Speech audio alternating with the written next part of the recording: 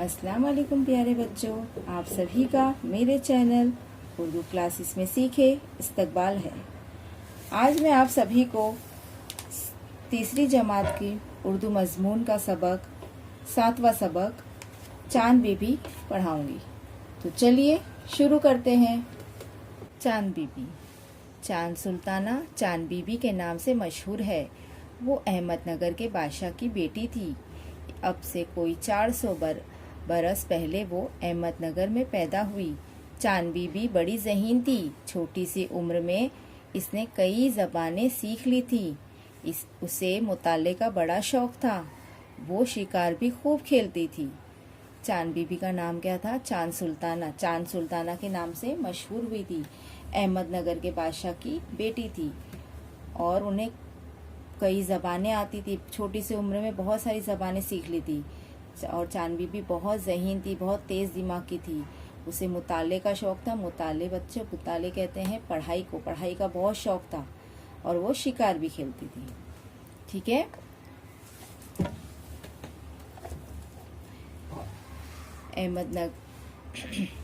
अहमदनगर के पास ही बीजापुर की रियासत थी।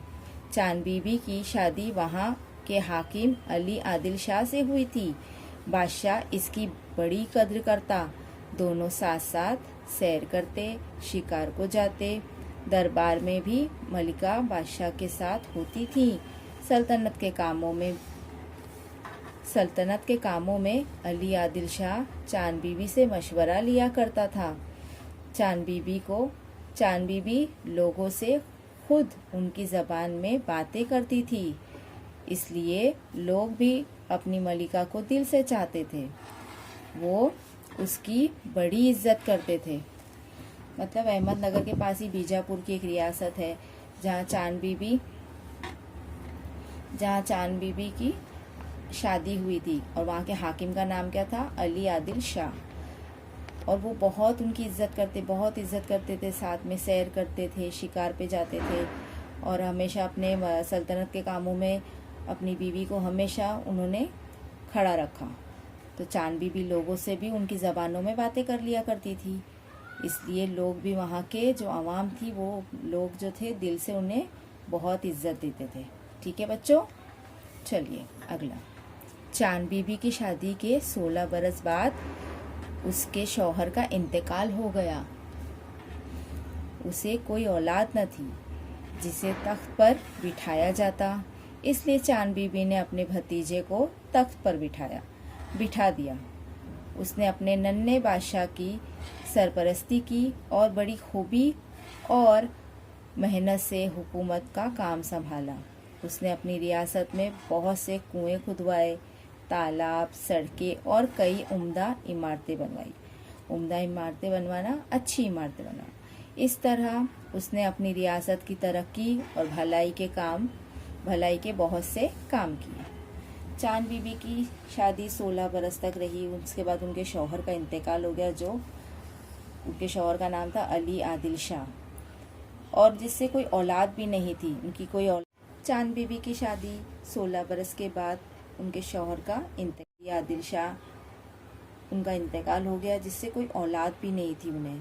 तो इसलिए उन्होंने अपने भतीजे को तख्त पर बिठाया और बहुत अच्छी से उनकी परवरिश की, उसकी सरपरस्ती की और मेहनत से हुकूमत का काम भी संभाला। और इसी तरह उन्होंने अपने रियासत के लिए बहुत सारे काम किए, जैसे उन्होंने कुएं खुदवाए, तालाब, सड़कें और कई सारी इमारतें, उम्दा इमारतें, अच्छी इमारतें बनवाई और अपनी रियासत की तरक्की और भलाई के बहुत सारे काम किए। ठीक है बच्चों। का शहंशाह अकबर सारे मुल्क को अपनी सल्तनत में शामिल करना चाहता था। उसने अपने एक बेटे को फौज देकर अहमदनगर पर हमला करने के लिए रवाना किया।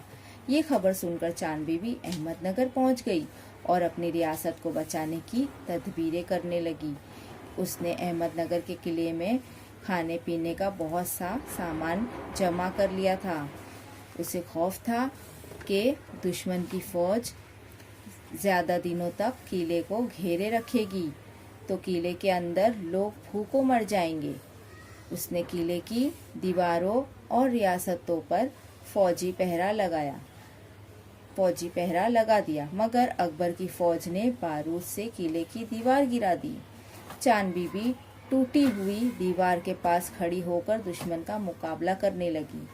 करीब था कि अकबर की फौज हार मान लेती, मगर चांद बीबी के कुछ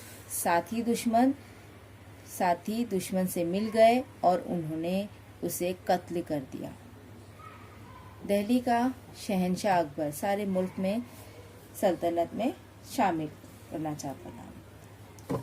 इसने अपने बेटे को फौज देकर अहमदनगर हमला करने के लिए रवाना कर दिया। चांद बीबी को पता चला तो उन्होंने अपनी रियासत को बचाने के लिए बहुत सारी तदबीरें की, बहुत सारी मंसूबे बनाए, प्लानिंग्स की कि मैं कैसा करूँगी, कैसा बचाऊँगी। उसने अहमदनगर के किले में फिर खाने पीने का सामान पहुँचाया और उनको डर था कि दुश्मन जो है वो फौज ज़्यादा होगी तो किले को घेर लेंगे और जो हमारे लोग हैं वो भूखों मर जाएंगे। उसने किले की दीवारों और रास्तों पर फौजी पहरा लगा दिया, मगर अकबर की फौज ने बारूद से किले की दीवार गिरा दी। चांद बीबी टूटी हुई दीवारों के पास खड़े होकर दुश्मन का मुकाबला करने लगी।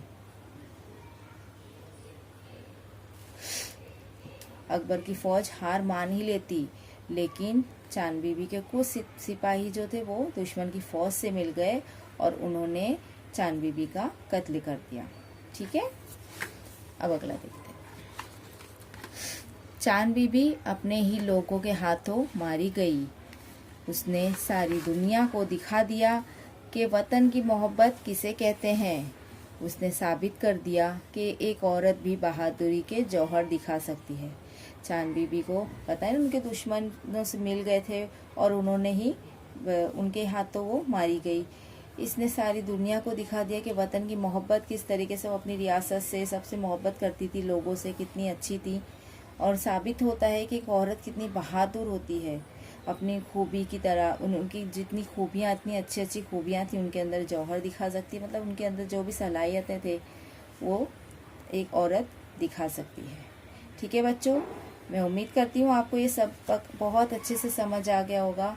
तो आप मेरे चैनल को लाइक कीजिए, सब्सक्राइब कीजिए और बेल आइकन को प्रेस कीजिए। तो मिलते हैं इंशाल्लाह अगले व्लॉग में। अल्लाह हाफिज़।